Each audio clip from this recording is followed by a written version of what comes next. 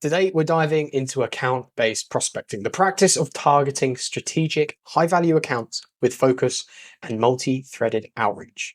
In a world where mass emails and automation are the norm, account-based prospecting stands out because it's about quality over quantity.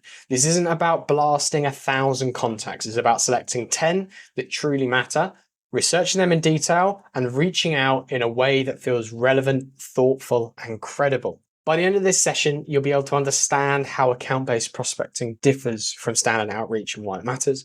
You're going to be able to build an account plan that includes buyer mapping, trigger-based research, and outreach strategy. You're going to be able to write persona-specific messaging that earns attention from multiple stakeholders. And you're going to be able to launch multi-channel campaigns that align across roles, departments, and initiatives. Whether you're chasing a strategic logo or deepening your outreach with your named accounts, I promise you, account-based prospecting gives you the tools to open the doors that others can't. What it does is it enables you to break through by proving you've done your homework. It says, we understand your business, your goals, your ecosystem. Imagine you're a CRO, you're receiving one message that references your recent headcount growth and how similar teams reduce onboarding time by 30% using a specific play. Then you receive another message that says, we help companies like yours optimize sales operations. Which one would you reply to? That's the difference that account-based prospecting makes. Point one, you're going to get higher quality meetings because you're speaking to real initiatives, not just role-based assumptions. For example, referencing a company's recent reorg in your outreach shows you're current and very strategic. You're going to build trust faster because precision earns credibility. Executives can immediately tell when you're tailoring your message to their world. Quoting a line from their podcast their CEO was featured on, or linking your value prop to their quarterly OKRs, that lands. And you're going to get bigger deals with less friction. You're not dependent on a single champion to advocate for you internally. You've already built trust with multiple decision makers, influencers, and blockers. That speeds up internal alignment and it's going to shorten your deal cycles. Now, if you ignore it, you're going to chase leads that were never a fit in the first place. Your messaging is going to sound generic and it's going to get ignored. You get one reply, but stall because you missed the broader committee, and you waste cycles on accounts that were never in market in the first place. Account-based prospecting saves time by forcing you to focus. It trades volume for value. All of this starts with account selection. You want ICP fit, that's industry, team size, budget. You want trigger events, things like hiring, leadership changes. You need to make sure tech stack gaps your solution actually fills, and you want to see if they've got active initiatives where your tool is relevant. An example of this would be a SaaS company that's just raised Series B. They're hiring 10 AEs. They're likely focused on onboarding and ramp staff.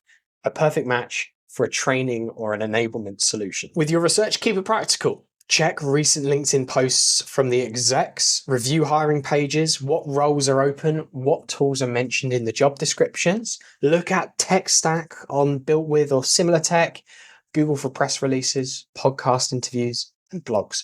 Your goal is to surface 2 to 3 business relevant insights that tie into your message. An example would be, I noticed your CEO mentioned international expansion on TechCrunch. We've helped similar teams localize onboarding and reduce new market ramp time in the new areas they're expanding into. Remember, you're not selling to one person. In most enterprise deals, 6 to 10 stakeholders are involved.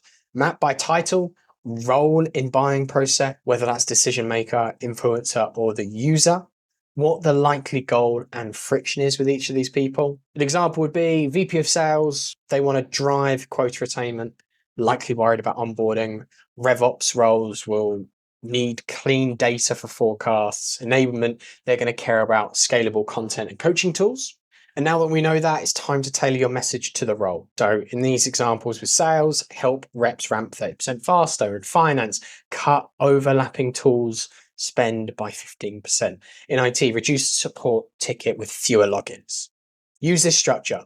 Hook, which is the context and pain point. The outcome, that's the role-specific benefit.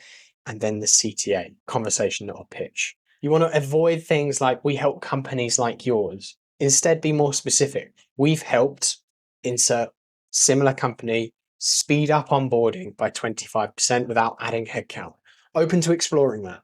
It's a clear difference, way more specific. Now, it's a different technique in outreach, so you've got to measure it different than comparing it to things like mass email outreach, where you're looking at volume and clicks and so on. So instead, track things like this: stakeholders reached per account, what channels you use, phone, email, LinkedIn, video, what worked, how many touch points per contact to get to success, how many replies, referrals, and meetings per account. Your account-based prospecting plan should look like a mini campaign with its own KPIs, not just one message and hope. With this all in mind, it's super important to use intent signals. Examples of intent signals: Bombora said they're researching sales enablement tools. 3 people from the same domain viewed your product page. A VP liked your CEO's LinkedIn post. These are the doors that you can enter which are already half open. So reach out with a little bit of context. I noticed your team's been exploring onboarding improvements. Are you open to a quick chat to share what we've been working on? And then when you've got the signals, make sure to share them, whether that's you sharing with your team or encouraging your team to share with you. If an SDR sees an exec open a case study, tell the AE. If marketing sees that 5 site visits from the same account, share that with sales. An AE hears a roadmap change, feed it back to the team. Your plan is stronger when it's dynamic, when everyone updates it based on what they're seeing in real time. So with that in mind, it's very important to make sure everyone is aligned that account-based prospecting is occurring. Then every 4 to 6 weeks, review. What message got the most replies? Which role responded first? Which channel led to the meetings? Where did the deals get stuck? Review it, adjust, lock in what worked, and drop what didn't. Some examples of this could be, A/B testing 2 subject lines for the VP versus the director. Trying an email or a video as the first touch point. Change the CTA from 15-min chat to compare notes, depending on who you're reaching out to. Track all of this in a shared doc, share the wins, build a mini playbook of proven account-based prospecting plays. Time for the do's and don'ts, starting with the do's. 5 to 10 high-value accounts per rep. 3+ map personas per account. Your research must be logged and shared. Messaging tailored by role. Leverage all the tools when it comes to outreach. That's phone, email, LinkedIn, video, and then make sure you review the results every single cycle. And then the things to avoid: using the same email for every persona. Everyone is different. Also, relying on automation tools for all the outreach. It's the easiest way to get flagged as spam, especially if the messages aren't tailored to each person. Sending one sequence and giving up. You've got to try and iterate. It's not, you have to be so lucky to get it right first time. So see what works, see what doesn't, experiment, change, improve. Make sure you avoid skipping buying committee mapping. It helps you understand a company so much more. You're going to sound more credible when you speak to them. Do not ignore data signals and avoid not documenting things. Otherwise, you're not going to be able to make this repeatable. Here's your launch plan. Choose 5 tier 1 accounts, map 3 roles each, write 2 messages per role tailored to the role, and then run a 10-day multi-channel sequence. Track the replies, the meetings, see where builds momentum, and then rinse and repeat it. At the end of week 2, review what's landing, repeat what works, drop what doesn't. Account-based prospecting is how you go from being just another rep to a strategic partner.